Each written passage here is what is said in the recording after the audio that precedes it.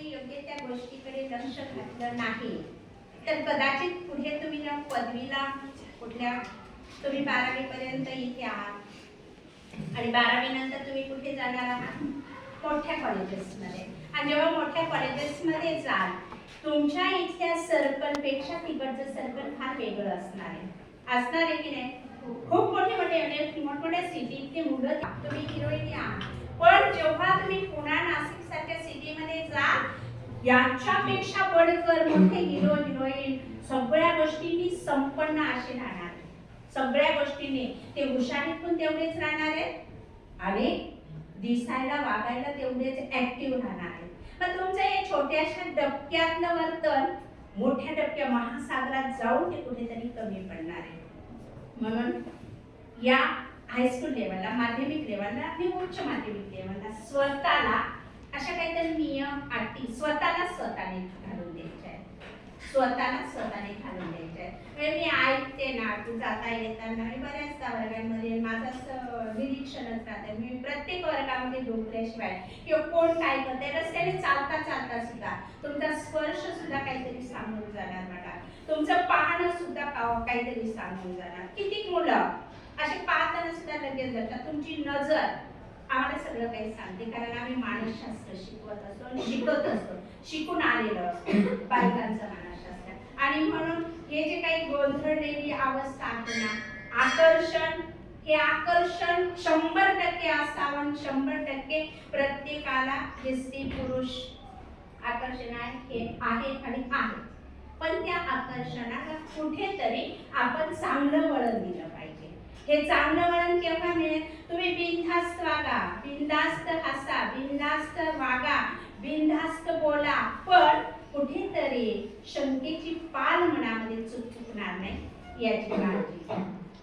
सगळे मित्रमैत्रिणी असावेत सगळे किती मोठमोठ्या कॉलेजमध्ये 7-7, 8-8, 10-10 दिवस सेमिनार मुलं मुली रात्रंदिवस कुठल्या तरी दवाखान्यात असेल कुठल्या तरी गावात असेल आरोग्यविषयक प्रबोधन असेल सामाजिक प्रबोधन असेल या संदर्भात प्रबोधन द्यायला मुलं आणि मुली 1-2 शिक्षक त्यांच्याबरोबर असतात आणि ते त्या ठिकाणी कार्यरत असतात पण फक्त शिक्षण घेणं ज्ञान घेणं याच्यासाठीच तो दिवस वापरतात याच्यासाठीच ते दिवस वापरतात आणि म्हणून ते इतके प्रगतीपथावर जातात इतका उत्कर्ष होतो त्यांचा मी आताच येताना मीला एक कविता शिकवत होते आपले जगणे आपली ओळख आपले जगणे आपली ओळख तुम्ही सुद्धा अभ्यासलेली आहे कदाचित मी नवीला नसेल तुम्हाला शिकवायला त्यावेळी पण मी आता शिकवत असताना आपले जगणे आपली ओळख उपरे आद्य जोडू नको उपरे आद्य जोडू नको म्हणजे काय तो वागतोय तसा म्हणून आपण वागतो ती वागते म्हणून आपण वागतो परमेश्वराने आपलं एक व्यक्तिमत्व सगळ्यांना हात पाय नाक डोळे सगळे एकसारखे दिलेले पण प्रत्येकाचं व्यक्तिमत्व एक हटके आहे तिघी बहिणी आहेत घरामध्ये पण तिघी बहिणी दिसायला जरी सारख्या असत्या पण प्रत्येकीचं व्यक्तिमत्व वेगळं आहे की नाही मग तुम्ही मैत्रीण वागते म्हणून आपण वागायचं मित्र वागतो म्हणून वागायचं ही पद्धतच चुकीची आहे मी स्वतः एक वेगळी व्यक्ती आहे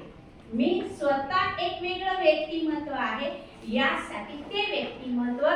विकसित कसं होईल त्याच्यासाठी प्रयत्नशील राहायचं विनाकारण ती वागते म्हणून ती बोलली म्हणून असं मेंढरासारखं जगणं सोडून द्या आपण मेंढरा का खाली मना घातल्या चालल्या कुठं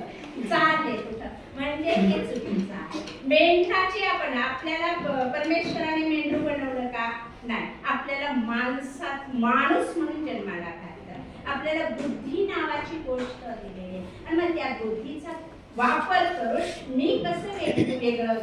व्यक्तिमत्व असेल यासाठी प्रत्येकाने प्रयत्न करायचा म्हणून हे जे चाललेलं आहे की कोणीतरी म्हणजे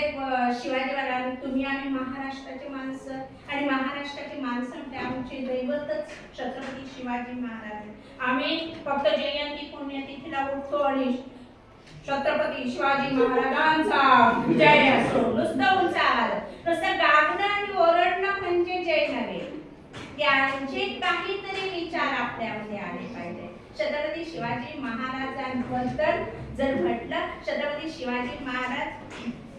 कल्याण प्रांत मोरोपंत सोनदेव जेव्हा जिंकून आले, मोरोपंत सोनदेवाने काय केलं, कल्याण प्रांत अख्खा लुटला आणि त्या सरदारांची सून आणली, बरोबर घेऊन आले. तुम्हाला माहिती शिवाजी महाराजांचा इतिहास, तुम्ही महाराष्ट्रातले मुलं आहात, तर सून घेऊन आले. सून घेऊन आल्यानंतर त्यांनी सगळे हिरे जवाहरात सोनं नाणं सगळं दाखवलं. त्याच्याबरोबर महाराजांना आम्ही अतिशय अप्रतिम असं बक्षीस आणलेलं आहे, खजाना आणलेला आहे कल्याण प्रांतावर असं सांगितलं. शिवाजी महाराजांना आश्चर्य वाटलं, काय आणलं असं माझ्यासाठी, आणि म्हणून आणा म्हटले. आणि जेव्हा तिला त्या सरदार अहमदच्या सुनेला असं डोलीमध्ये बसवून समोर आणतात, ती स्त्री म्हणजे पूर्ण कल्याण प्रांतामध्ये अशी सुंदर स्त्री नसावी अशी सुंदर स्त्री समोर उभी राहते. त्यावेळी शिवाजी महाराज तिच्या डोक्याच्या केसापासून पायाच्या नखापर्यंत पाहतात, म्हणतात आई, काय म्हणतात, आई तुझ्यासारखी सुंदर जर माझी आई असती तर मीही सुंदर झालो असतो. तर अशा प्रकारचे शिवाजी महाराजांचे आम्ही मावळे, शिवाजी महाराजांचे आम्ही मावळे ना. आम्ही काय वागतो, कुठे चाललो,